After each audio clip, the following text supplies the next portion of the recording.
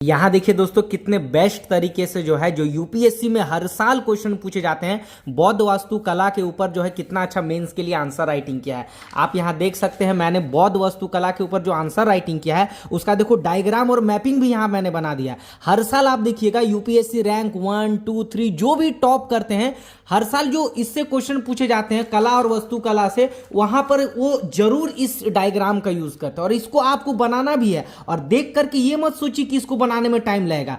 आप अगर इसको प्रैक्टिस कीजिएगा ना तो कुछ मिनट या आप कुछ सेकंड में इसको तैयार कर सकते हैं। अब लिखेंगे तो क्या होगा ना, जो आप सिंपल जो लिख रहे हैं और आप ऐसे मैपिंग बना के लिखिएगा तो जाहिर सी बात है कि आपको मार्क्स भी उसमें बहुत अच्छे मिलेंगे ना। तो कितना अच्छा यहाँ पर मेंस के लिए इस पे आंसर राइटिंग किया हुआ पूरा डिस्कस करने वाले हैं। लास्ट में एक बहुत ही शानदार निष्कर्ष भी दिया है। तो टॉपर लेवल का ये आंसर राइटिंग आपकी होने वाली है यूपीएससी लेवल का, तो इसको जरूर देखना। और बहुत ही मेहनत लगती है दोस्तों इसको लिखने के लिए, क्योंकि बहुत टाइम देना पड़ता है और बहुत ही सोच समझ के लिखना पड़ता है। तो वीडियो पे आप नए हैं तो वीडियो पे आप जो है क्या कीजिएगा, चैनल को सब्सक्राइब कर लीजिएगा, बेल आइकन को भी प्रेस कर लीजिएगा, क्योंकि आपके लिए हेल्पफुल कंटेंट हम हमेशा ही लेकर के आंसर राइटिंग लेवल का लेकर के आते रहते हैं, है ना।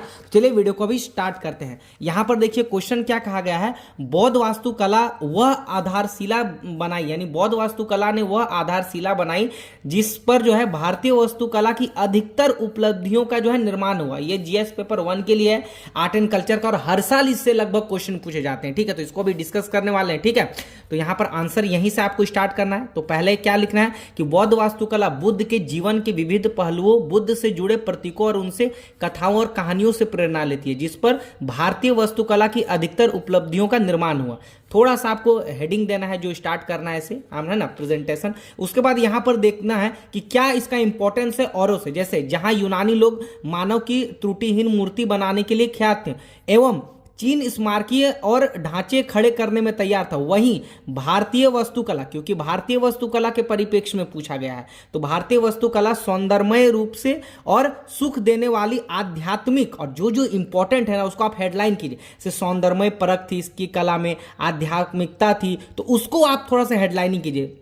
हृदय से छूने वाली पहलुओं का सम्मिश्रण जिसने भारतीय वास्तुकला की आधारशिला में जो है उसको विश्व प्रसिद्ध बनाया। ठीक है, चलिए नेक्स्ट यहां से देखते हैं। उसके बाद क्या है इंपॉर्टेंट जो है यहां से देख लेते हैं। ठीक है, तो सब्सक्राइब कर लेना दोस्तों, बहुत मेहनत लगता है। ठीक है, उसके बाद एक इंपॉर्टेंट जो यहां पर लिखना है, भारतीय वास्तुकला का एक महत्वपूर्ण युग मौर्य के साथ आरंभ हुआ, क्योंकि आपको पता है बौद्धिज्म का जो चरमोत्कर्ष है या तो उसका डेवलपमेंट है वो मौर्य काल में ज्यादा हुआ, तो यहां पर उसका डिस्कशन किया है। तो मौर्य सम्राट अशोक ने बौद्ध वास्तुकला का सबसे महत्वपूर्ण या महान निर्माताओं में से एक थे। और देखो उसको आप हेडलाइनिंग भी यहां से कर दीजिएगा, ताकि जो कॉपी आपके चेक करे या दिखे तो कम से कम पता तो चले कि हाँ सम्राट अशोक का यहाँ पे वर्णन किया है, जो इसके कला के संरक्षण में अग्रणी थे, है ना। उसके बाद यहां से लिखना है शासन काल में बुद्ध की, यहां पर क्या लिखना है कि उनके शासन काल में बुद्ध की स्मृति स्वरूप अनेक स्तूपों और ईंटों का टीलों का निर्माण हुआ। उदाहरण के तौर पर सांची स्तूप का निर्माण अशोक ने ही जो करवाया था, सांची स्तूप का निर्माण,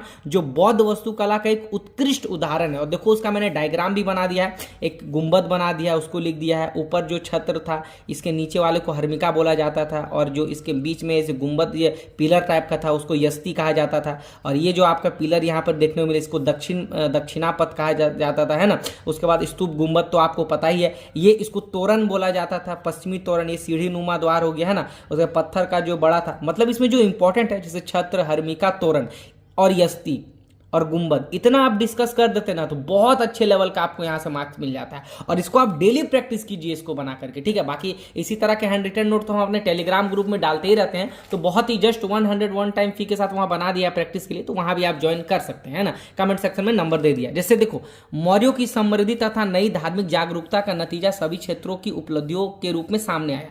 सेल्यूलोकस निकेटर द्वारा मौर्य दरबार में भेजे गए यूनानी दूत मेगास्थनीज ने चंद्रगुप्त मौर्य के महल की प्रशंसा करते हुए वास्तुकला की शानदार उपलब्धि इसको बताया, जो लकड़ी से निर्मित थी, क्योंकि यहां पर वास्तुकला की उपलब्धि को भी पूछा है क्वेश्चन में, तो उसको भी जो है सेल्यूलोकस से जो मेगास्थनीज था जिसको भेजा था मौर्य गुप्त के द्वारा, उसको भी डिस्कस कर दिया।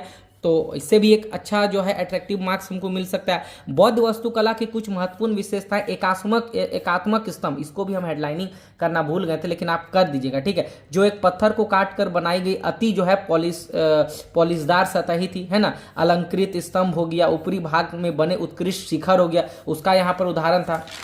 आगे पढ़ते हैं जो बहुत इंपॉर्टेंट है यहाँ पर पढ़ते हैं बौद्ध वास्तुकला ने भारतीय आधारित को यहाँ पर पढ़ते हैं बौद्ध वास्तुकला ने भारतीय आधारशिला को मजबूत करके कला धर्म संस्कृति के विभिन्न क्षेत्रों में महत्वपूर्ण योगदान दिया। अब क्या क्या जो महत्वपूर्ण सबसे लोकप्रिय योगदान है वो क्या था, 3 टाइप का था, एक स्तूप था, विहार था, चैत्य था। स्तूप तो मैंने बना दिया, बाकी उसका भी यहाँ पे डिस्कशन कर देते हैं। तो स्तूप क्या था कि बौद्ध धर्म में स्तूप एक महत्वपूर्ण वास्तुकला थी जो बुद्ध के अवशेषों या महत्वपूर्ण घटनाओं को याद करने के लिए बनाई जाती थी। और ये जो है प्रीलिम्स से भी इससे एक बार क्वेश्चन पूछा गया, ठीक है, जो बहुत इंपॉर्टेंट है। इसीलिए कहते हैं ना मेंस लेवल की आप तैयारी करते हैं तो लगभग आपका प्रीलिम्स का हो ही जाता है, ठीक है। उदाहरण दे सकते हैं आप, सांची स्तूप दे सकते हैं, भरहुत स्तूप देख सकते हैं, और गया में जो स्तूप है उसका, तो इससे एक अच्छा मार्क्स भी मिल जाता है। बिहार क्या था, तो विहार किसको बोला जाता था, बौद्ध भिक्षुओं के निवास के लिए बनाए गए ये क्या थे, मठ या धर्म शिक्षा के ध्यान केंद्र थे, ठीक है। चैत्य क्या था, तो एक प्रार्थना कक्ष था जो बुद्ध की पूजा के लिए बनाया गया था। उदाहरण के लिए यहाँ पर आप लिख सकते हैं अजंता और एलोरा की गुफाएं, जो इंपॉर्टेंट था। तो कितना अच्छा आपका प्री का भी कंटेंट यहाँ से तैयार होता है, मेंस का भी लिख सकते हैं। और जो इंपॉर्टेंट था यहाँ से स्टार्ट है उसको आप देखिए, ठीक है। जैसे कि यहाँ पर देख सकते हैं गुफा वास्तुकला, जो बौद्ध धर्म ने गुफा वास्तुकला के विकास में भी महत्वपूर्ण योगदान दिया था, ठीक है। एग्जाम्पल के तौर पर जैसे अजंता और एलोरा की गुफाएं जो हैं बौद्ध भिक्षुओं के निवास के लिए और ध्यान के स्थान के रूप में बनाई गई थी, जो भारतीय वास्तुकला की एक अद्वितीय शैली का प्रतिनिधित्व करती है। क्योंकि डिटेल भी थोड़ा आपको लिखना पड़ेगा, है ना, क्योंकि आधारशिला को पूछा गया है कला और संरक्षण के तौर पे, मतलब कला और संस्कृति के तौर पे, ठीक है ना। संरक्षण तो यहाँ पे नहीं पूछा गया, ठीक है, तो उसको अभी लिखेंगे नहीं, है ना। जैसे मूर्तिकला और भित्ति चित्र हो गया, तो बौद्ध धर्म ने मूर्तिकला और भित्ति चित्र के माध्यम से भारतीय कला को समृद्ध किया। बुद्ध की मूर्तियों और विभिन्न जातक कथाओं को देखो, यहाँ पर जातक जो है ना, आप उसको ऐसे हेडलाइनिंग कर दीजिएगा, ठीक है, कहीं कहीं छूट जाता है लेकिन कर दीजिएगा, ठीक है। दर्शाने वाली भित्ति चित्र अजंता और एलोरा की गुफाओं में देखी जा सकती हैं, ठीक है। उसके बाद यहाँ पर आते हैं, नेक्स्ट आते हैं जो इंपॉर्टेंट, एक बहुत इंपॉर्टेंट, जो कि आप ऐसे देखो यहाँ पर देखो बताते भी हैं इसका, देखिए शिक्षा और दर्शन के रूप में बौद्ध धर्म ने शिक्षा और दर्शन को बढ़ावा दिया।